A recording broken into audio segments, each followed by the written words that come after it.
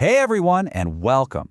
Today, we are going to break down one of the most useful skills you can learn, something that goes way beyond just writing papers, the compare and contrast essay. So let's dive right in.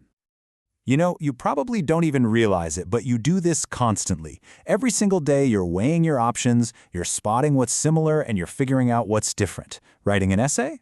Well, that's just putting a structure to that process. It's all about building a clear, well-supported argument about how two things relate to each other. So, how do we take this everyday skill and turn it into something that works for an assignment? When a teacher or a professor asks for one of these, they're really asking you to focus on two core ideas. First up, you've got to compare. This is all about finding that common ground, right?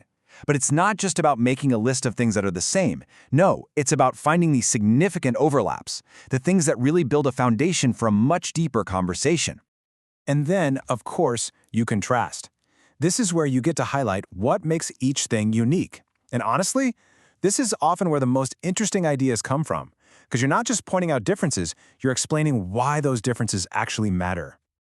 Okay, so you've brainstormed your ideas, you've got a pile of similarities and a pile of differences. Now what? How do you actually organize all of that into an essay that makes sense? Well, there are two main ways to go about it, two major strategies. First, we have what's called the block method.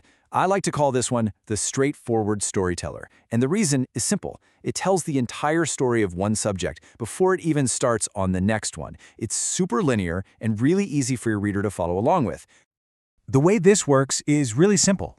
You'd write everything there is to say about the iPhone first, its hardware, its design, the camera, the whole shebang.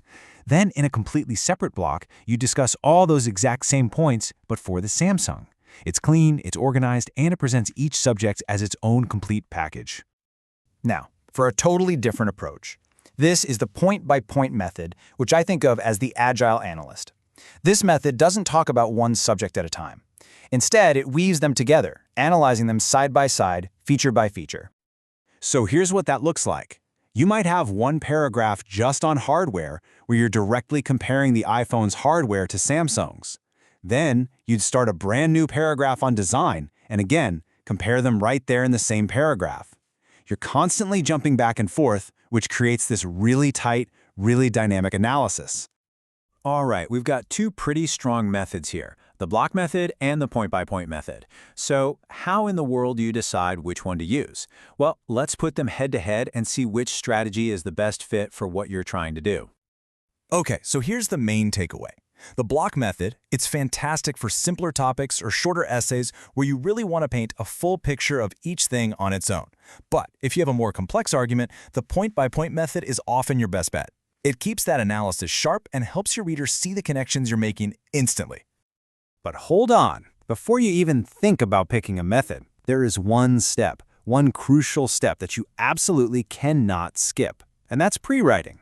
This is where you lay all the groundwork for a truly great essay. Seriously, whatever you do, don't just open a blank document and start writing. You gotta get your ideas out of your head and onto the page first. A Venn diagram is awesome for this, but hey, a simple list or quick outline works just as well. The whole goal is just to get your thoughts organized before you try to force them into paragraphs. Just look at this example. By just taking a few minutes to list out the key points, you've basically created a perfect roadmap for your entire essay. Now, it doesn't even matter which method you choose, block or point-by-point, because all of your building blocks are right here, ready to go. Trust me, this one step will make the actual writing 1,000 times easier. So, you've got your structure, you've got your points, but how do you make it all flow together smoothly? That's where the magic ingredient comes in. Transitional words. Think of these as little signposts that guide your reader through your argument, leading them from one idea to the next. When you're pointing out something that's similar, you need to send a signal to your reader. Using words like similarly, likewise, or in the same way builds this perfect little bridge. It basically tells your reader, hey, pay attention, I'm making a connection right here.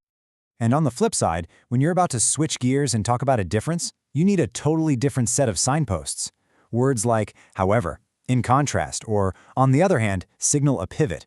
They prep your reader for an opposing idea, which makes your entire analysis so much clearer and easier to follow. So after all that, which method is actually better, block or point by point? Well, the truth is, neither one is just the best. The right structure is always the one that best serves the specific argument you are trying to make. So now you have everything you need. You've got the concepts, you've got the structures, and you have the words to connect it all together. The real question isn't just about comparing two things. It's about what new, interesting insight you can uncover just by putting them side by side. So what story is your next comparison going to tell?